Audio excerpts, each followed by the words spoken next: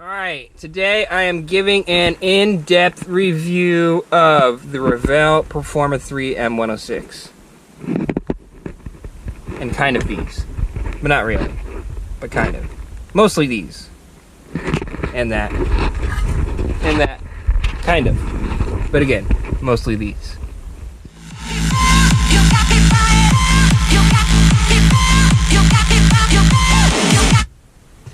Alright.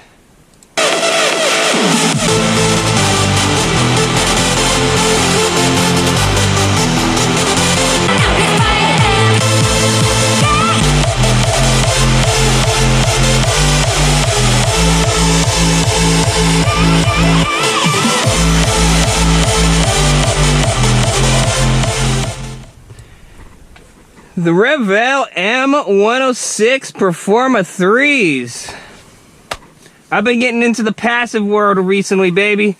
Over the past couple years, I've been digging into the plethora of headphones, various studio monitors, basically shit you'd see on Vintage King. And, well, to keep this story short, this is the longest running pair of speakers I had in the corners. And I plan on keeping them that way. I eventually want to build out a larger system, but that's not why I'm here. We're here for the M106s.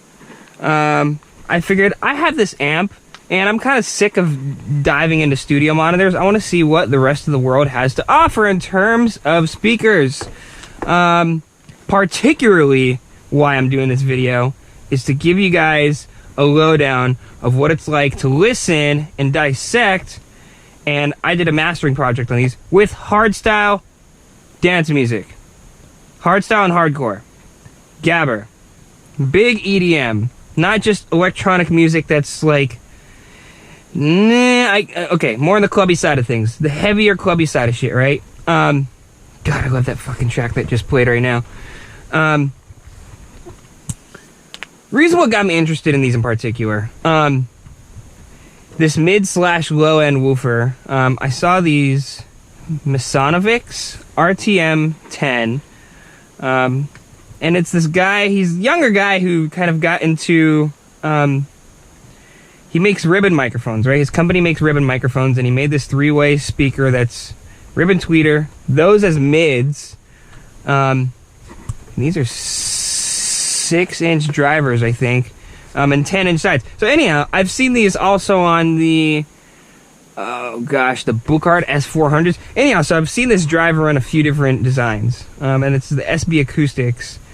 And these speakers are rated to go down to like 55, I think, hertz. But I can hear much deeper than 55 in here. I'm also against the wall in a very treated room. I've done some additional ads to here. Yes. My back's a little messy.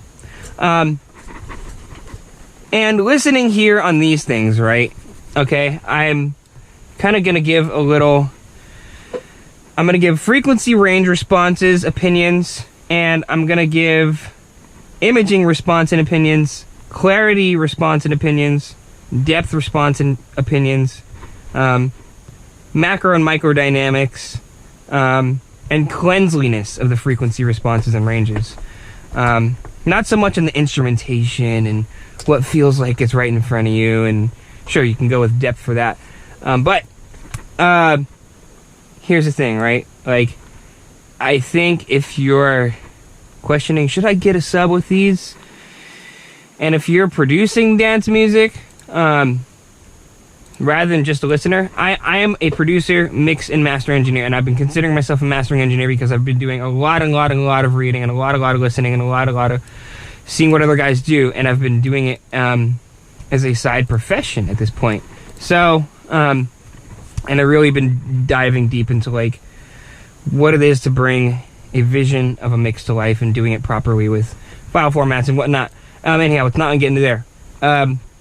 Frequency wise, let's talk sub 80 hertz. First perception of these, I took these down for a week. I had them up for a week, took them down, just put them up again right now. Sub 80 is actually pretty clean. I'm not using anything fancy for cabling. It's like some cheap copper monster stuff that buddy gave me.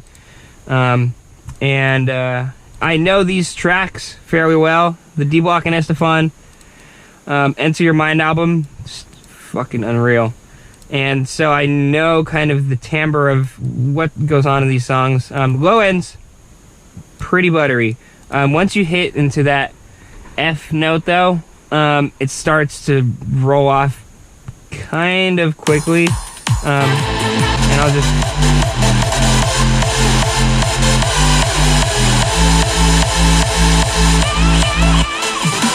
Anything lower than F, just forget about it, you know? I mean, there's only so much that these 6-inch drivers can do against the wall. Without, you know, and thinking about all the mid-range content that it's also handling too, right?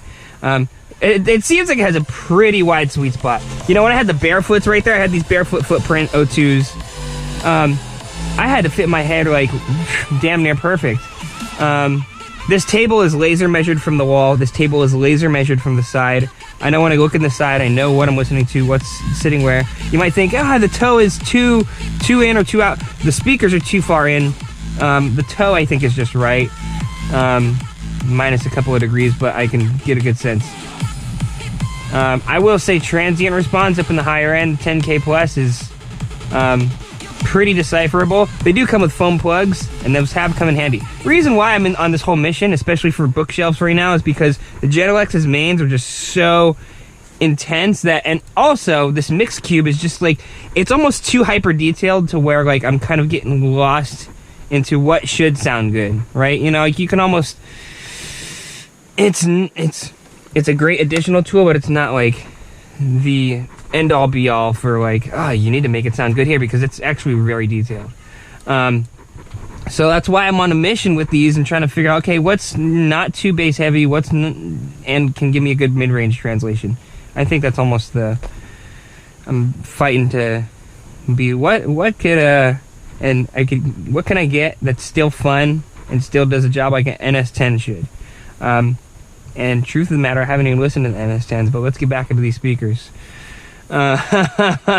Unfortunately. You know, it's like kick and bass relationship's also something I look for, right? Like 80 to 150 hertz, it's like, where is that separation happening? And it's fairly smooth, even with like hard style kicks, like I can hear where things are happening in there. And if I even go to one of my tracks, and that's really kind of where I see where things aren't shitty. I gotta update it.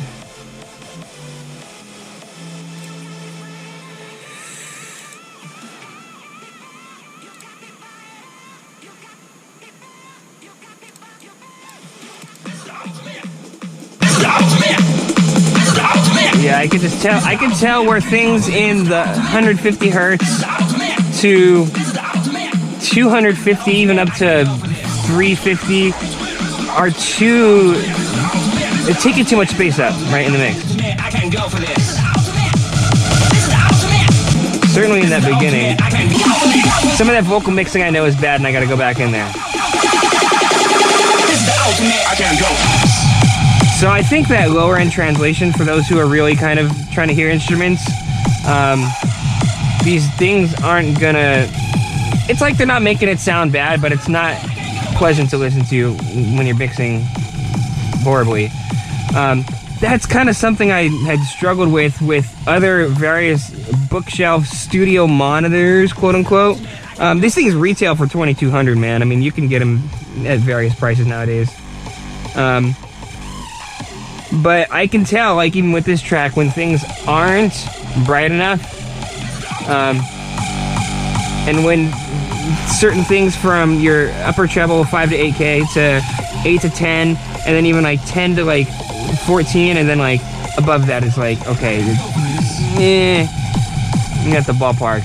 So it's interesting how like on the Genelex, they're so hyper massive and such a big sound that like almost anything you throw at them will sound good. I'm listening on a Lynx E44, by the way. PCIe card going to a, yes you can laugh, Behringer A800, then to the Revels. On the Genelex, they're going AES out of the Lynx, straight in. And again, it's like no matter kind of what you throw those things, it's kind of interesting how good they sound. When I went from a Blackline audio to the Lynx, it was like I could tell that there were some things that I can dig deeper into the lower mid stuff with Genelex. However, oh god, this isn't a review about them. Sorry. But what I can tell in the Revel, is that the entire balance of a song is portrayed on these pretty well. The sweet spot's wide enough to where nothing sounds pointy, which is definitely something I experienced on the Barefoots that I had.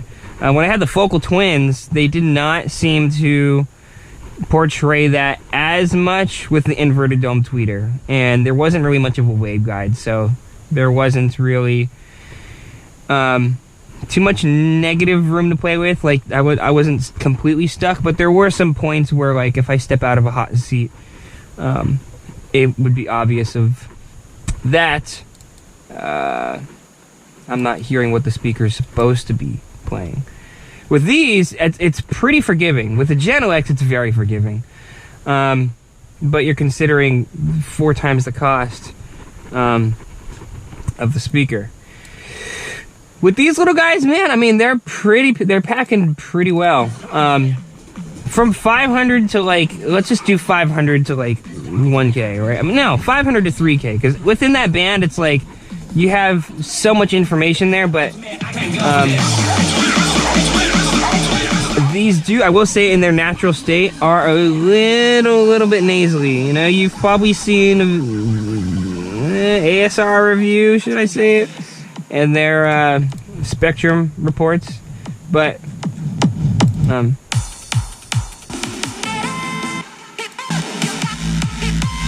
little 3K strong, little bit. I mean, overall, they're pretty damn smooth speakers, though, man. I mean, if they weren't so prettified, they're pretty sounding, you know. And that's the thing too. I'm gonna put these foam plugs in here. That they're so pretty sounding that it's kind of hard to, like, do a job quick and well. So,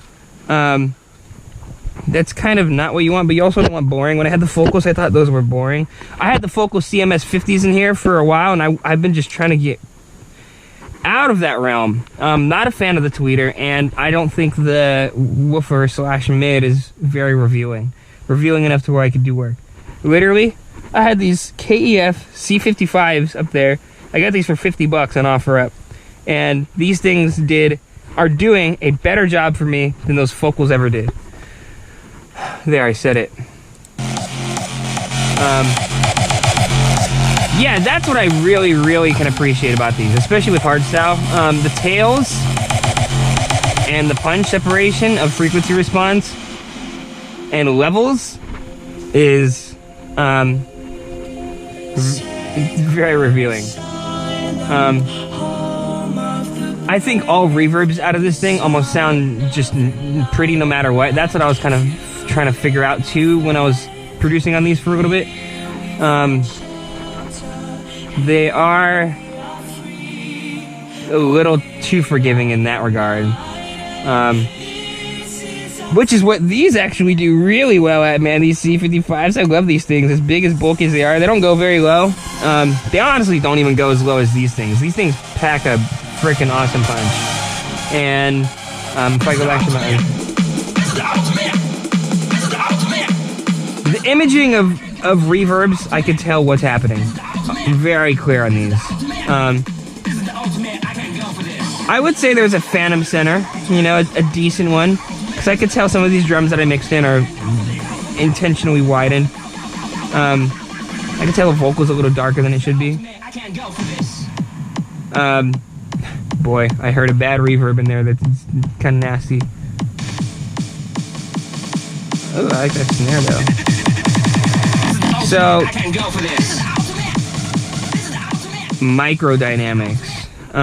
Transient responses are great. You can level those out pretty damn easily. If you can get past the prettifying. In low volumes, I think it's a little bit more forgiving. And if you turn the lights off, I get distracted by lights, and for some reason I find it easy to work. Anyhow, I'm sure others can agree. What else can I say about these things? Microdynamics. When I was mastering a buddy's track, I can tell if things were starting to get bouncy during that limiting clipping stage. Very end. You know, when you start to add harmonics to things and you start to get things a little bit more, or even saturation, what have you, right? You saturate, add harmonics. That's kind of that procedure. And in that regard, when you're taking that step, if you take that step, again, these are almost too prettyfying. But then again, you can tell when I think the microdynamics on these definitely do shine. Because I can hear which drums are louder than what. If transducers are starting to crunch at the very end stage. If lows and mids, low mids, are getting kind of wide, you can tell, but they don't sound like phasey. These Genelecs, I can tell they're just something, and maybe because they're so far apart also. But, and I think that does have to attribute with that. So, forgive me on that. But,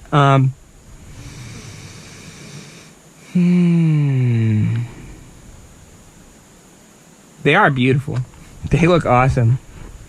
They kind of fit the room-ish. They have that dark enough red to where it kind of matches the desk, and have the oak desk. And so if you like your decor, these are fantastic. If you're close to a wall, you might not need a sub, depending how small your room is. This is 10 feet wide by 15 feet long, which breaks down to 3.3 by 5 by 3 meters high. So,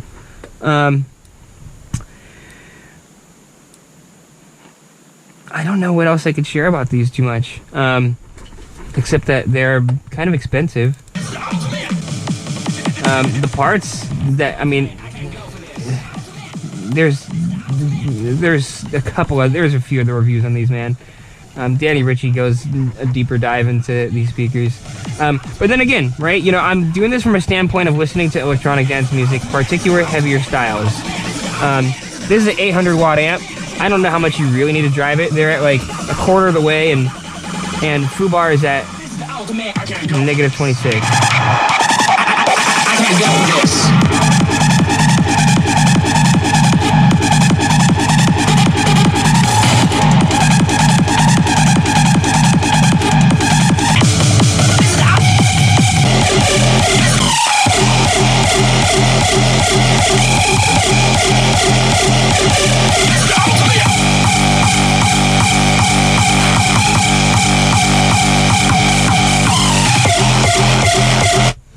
Definitely some hidden details that probably could be kinked out on these, for sure.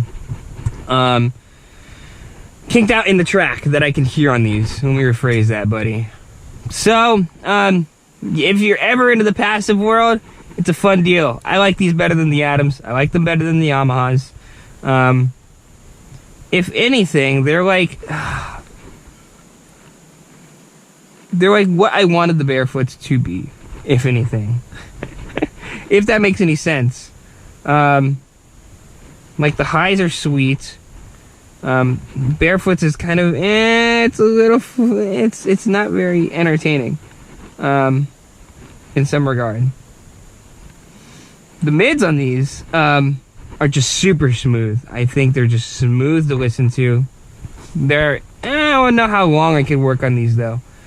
I spent a few hours a day going back and forth, and I did find myself leaning towards a Genelecs more. I haven't turned on this mix cube in a little while. That's my own personal preference, and there's validity to why I'm doing that. It's because I have these right now. Those are fucking $50 workhorses that are doing me just fine, and in fact have made things translate a little bit smoother on various ends that I can't show you guys right now. So, $2,100 if you guys can get these for $1,000 or less. Not a bad deal. If you got an amp, explore the world of transducers. Sure, it's about, okay, can I make the music? Like, don't forget about making the music, right? And, but, it's like, if you have the time, and if you're in a rut, and if you have the opportunity, YOLO fam.